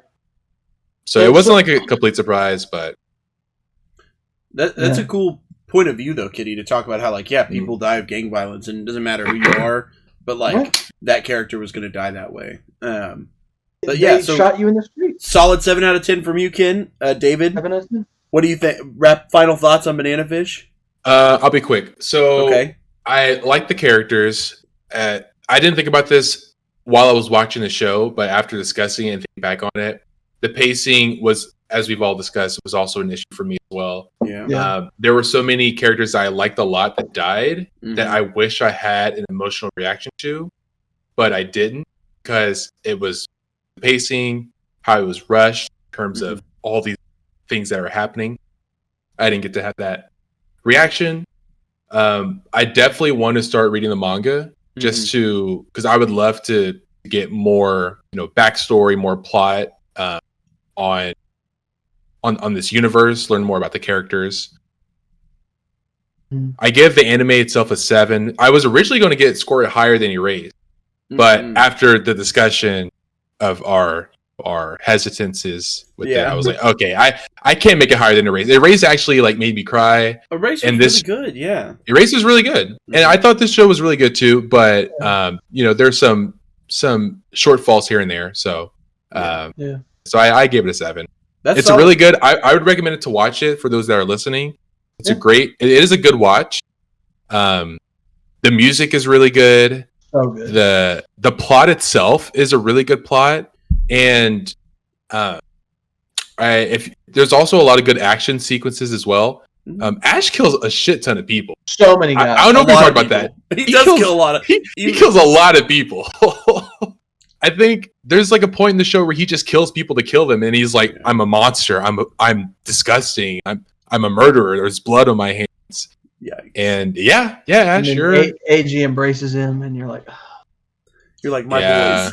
I love it, my boys, my boys. And that's the thing. Moments like that would be beautiful and would tug at your heartstrings if it wasn't happening on episode 3. Yeah, exactly, 100%. Yeah. The pace. I think as it happens farther along, I'm much more connected to them. I think that whenever Dino's death is really emotional, even finally be rid of that character, and I think that. Do they kill Dino by injecting him with banana fish? No, they don't even kill Dino. You might be mad at the way he died. Why? How did he die?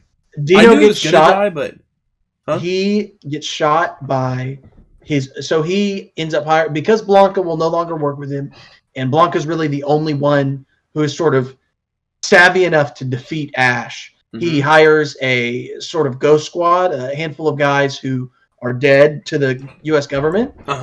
And this dude gets he really likes Ash, and he wants to take over control of Ash, and so he shoots Dino. What? Yeah. That's it?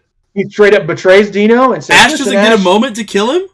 Nope. God damn it. That would have made me so mad. Actually, you're right, David. That would have made me mad. It doesn't end though, Jerry. There's more. Oh, no. Then Dino didn't die after getting shot twice, and he comes back to save Ash's life from this Black Ops guy, and he shoots the Black Ops guy and then falls over to his death. Yeah, so this final battle, Jerry, they give Dino a redemption? Yes. No. Dino is not. He said no. David said Dino is not redeemed in a sense. Oh, but what a does. That's a trash story element there. No. I think that in all abusive relationships, there is a certain amount of relationship there. Sure. And even though Dino asserted this amount of power and asserted all these things, I think that he did have love. He did have love for Ash. Exactly. You know, I mean, I guess, but it was like a controlling love though. It wasn't like it wasn't real love. It was, well, I guess get into the discussion of what real love is, but it was like Ash is mine. I made him who he is. He's my possession. No one gets to kill him. Only I get to kill him if I decide to. And so he was like, I think he did it just to take that away from the Suicide Squad guy that was trying to kill Ash, not to necessarily protect or save Ash, but because no one can do that. Only I can. Yeah. Right. So he kills a guy and then he just falls off and then he. That's lame. Yeah. I really just was imagining like early on. I was like, man, I want to inject Dino with banana fish and then like make him like I don't know like fist fight his mom or something. I don't know. I'm gonna make you chew your mom's insides out, dude. Come on, Dino. I thought they were gonna do after Shorter died. I was like, yeah, do that to him. Get him. I don't know. I was hoping something similar too. That's funny. Like a Just Desserts type of ending, because you truly hate Dino. I'm just used to that. I think in a lot of animes like this, or even just drama shows like this, you kind of always get that like that moment where it's like, oh look, but to hear Dino just kind of like dies as a part of the movement of the show is like maybe that's more like even more. Maybe that's actually good writing, and I'm getting onto it because I wish it had been more tropey. But maybe that's actually a good choice by the writer. But I'm about to say, in your shonen manga, you want Simone to be like Giga Drill Break and bust the foot, Yeah, you want that moment. You want it, right? Yeah. And I don't think Ash ever truly got that moment. At every turn, the kills that he got off, the kill on Arthur, the fact that he did cause Dino to die, the fact that he does kill this Black Ops guy, at every turn, it wasn't good. Yeah. He wasn't happy. Whenever he kills the scientist and then has to burn Shorter's body, whenever, all of these different scenarios happen, and it's not a good feeling that he's killing these people. It's never a justifiable kill for him. And just a little tidbit to, I don't know. Or not justifiable, but like satisfying. Yeah. The author based Ash off of River Phoenix, and she didn't want to kill him at the end because he did die. Off River Phoenix, like the guy in like River Phoenix, the actor. Yeah, she based like Ash Joaquin Phoenix's brother. Yeah. What? And that's so cool. Because he was based off of it, she didn't want to kill him at the end. But from the very beginning, she was like, Ash is a murderer. Yes, I am truly Ash. I that. And because he's a murderer, he has to pay with his life, and that's the world that he's a part of. And she was like, in no way was I ever going to let AG and Ash be together. Either I was going to let them survive separately and never talk to each other again, or as I wanted to, I was going to kill Ash. And that's pretty interesting. I really enjoyed the ending. I got to be honest. I was very happy with this anime. So. Okay, but I want to say, I think David makes a good point, though, that reading the manga is probably the more definitive version of it. And I bet that's a better way. That's probably a better way to ingest this story, just because the anime made some choices, and I think it was just to raise the profile of the show. Like, an old manga finally gets an anime adaptation to kind of appease and like be there for the fans of the old manga, but also to get people like us to even consider and go revisit the manga, so that we can go see the original. So, I think that's really a part of this, and probably why it was so paced up, and they did it because a normal season in Japan is 1 cour, 2 cour, and this was exactly a 2 cour series, so it was only on from like August to December, and it was like perfectly that length of time, and that was probably intentional. What's a cour mean, Jerry? It refers to these like seasons in Japan essentially. How do I basically the spring, season, fall, winter. Yeah, like airing schedules. Yeah. So if something lasts for 1 cour, that means it only goes. That's usually what your 12 episode series is, right? So it lasts for a single cour. It's your spring, fall, summer, winter, or whatever. And then if it's a 2 cour show, it'll go through two seasons of 2 seasonal pieces. So it'll continue. And I assume that's why they didn't go for a longer runtime, as it would be like off the cour schedule. It would actually run outside of that. The block it ran on Noitamin A is a very like structured, like they have to air new shows in that block on a cour schedule. So I'm sure when they made that choice, that's why they had to cut it down to what it was. So I think that's an interesting component as well. Just I think the anime really exists because again, the show came out 25 years after the manga ended, right? 15 years after the manga ended, 25 after it started. So I think this really exists to just promote the show and make you go, oh, I really would like to go revisit the manga. And just to do some justice to some of the scenes from the manga that most likely fans have waited 20 years for to watch in anime form. So I do think fans of the manga from years ago are probably really satisfied with this show. And hopefully it brought in fans to go back and rewatch the original. But I think that's it, guys. Closing thoughts on Banana Fish, right? Yep. Yeah, I'm really happy boys. with it. I think I should watch it. Watch it. I dropped it, but I won't say not to watch it. I think that there was some good stuff there. If this show sounds interesting to you, definitely give it a chance. It might be right up your alley, and you might be the audience it was looking for. So definitely go for it. Okay, boys. So that's all we got for everyone today. So thanks to everyone for listening again. Let's go ahead and talk about what we're doing next week. Yeah, let's talk about what we're doing for the next episode. So we've already kind of pre-decided it. So David picked our first show, Erase, that we did. Mm-hmm. Kenny now has picked our second show, which was Banana Fish, and now I'm actually putting out our third show. And we're going to keep this cycle going unless we have guest stars, guest people to come in and talk. Which the guests will always pick the show that we talk about if we're going to have a guest. So next week we're going to be watching a show called Wotakoi. It's only I think 11 episodes long. 12. It's 11 or 12. And it's also on Amazon Prime for those that want to watch it at home. Turns out same studio that did Erased and freaking and Seven Deadly Sins. Or Seven Deadly Sins, not Banana Fish. 7 Deadly Sins. Yeah. So we're going back to A1 Pictures. We're taking another journey with them. So Wotakoi, it's a story of sort of like nerds that are adults that are in love, essentially, that fall in love or get to know each other. It's very slice of life, right? Yeah, this is our first slice of life. Yeah, so we're going to go slice of life with this week's season, this week's show. So we're going to watch Slice of Life. And then on top of that, we're also, and I believe, David, you did watch Beastars. You've already seen it, right? Yes, I've seen Beastars. So all three of us have already watched Beastars, so we want to take a moment on the next episode to actually give our review and rating of Beastars and have some conversation about it, because that was another hit show that hit Netflix earlier this year, so we want to spend some time talking about Beastars as well. So we're going to talk about Beastars on our next episode, and then we'll do a full-blown breakdown and discussion of Wotakoi, the slice of life anime about people who like anime and fall in love. So it's really cute, really fun. So yeah, if you want to watch Beastars, it's on Netflix, and Wotakoi, it is on Amazon Prime. So other than that, boys, that's all we got this week. So any other closing statements for this week's episode? Wait, do we want to do our new segment? Okay. Yeah, Kenny, give us your new segment, dude. So we've got a new segment to end out this episode. This is our outro segment from now on. I think that shonen animes often just unravel because you're so focused on getting serialized, I think, that you don't actually think out your story. And so this week I'm going to talk about MAGI, the Labyrinth of Magic. In MAGI, from the beginning, you think that it's about conquering these dungeons and getting more powerful and sort of influencing the world that you've been set. But here's the thing, actually. That world was created and morphed by Aladdin's dad. Spoilers for MAGI, okay? The world was created by Aladdin's dad, David, and he actually became a part of the world. He merges with the Rook. And the Rook are like these weird butterfly creatures, and that's how everything happens. And there's Black Rook and White Rook. And so like this whole world is created through him. And so then Aladdin tries to change that, or there was a separate world entirely. And then there are creatures that existed on this other world, and that's what the jinns are.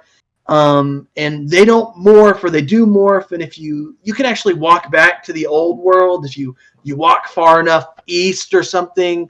And basically, shonen manga they unravel. Okay, I don't understand. They become more complicated as the mangas go on. And it turns out I don't know what the fuck you just said, Jerry. I know. Honestly, every time I don't even.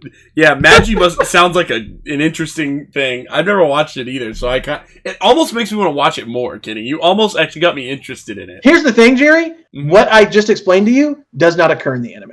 Oh, so it's only after even farther. I think there's like 2 arcs, and then we get this weird fucking Aladdin is like, I got my memory back because he has amnesia at the beginning of the show. Got my memory back. Guess what? This other world existed. My dad could use gravity magic and bend time, and then he became a part of the Rook. And then it turns out that like his dad's wife, who isn't actually his mom, is like evil, and she's like dating Sinbad now. And you're like, all these characters get introduced and then killed off, and sometimes stuff just shouldn't run for as long as it does. I think that's the lesson. Is that the lesson? Yeah, from Kenny's ending segments, the lesson is some shit just needs to end. More like this episode. That's great. So, like this, hey, good one, David. But yeah, thank you guys again. Thanks for joining us again. I hope you enjoyed listening to the Uncensored Anime Podcast, where three guys talk about anime completely uncensored. So I hope you enjoyed, and I hope you'll join us again next week as we talk about Beastars and Wotakoi. Thanks so much, guys. Deuce. See you next time.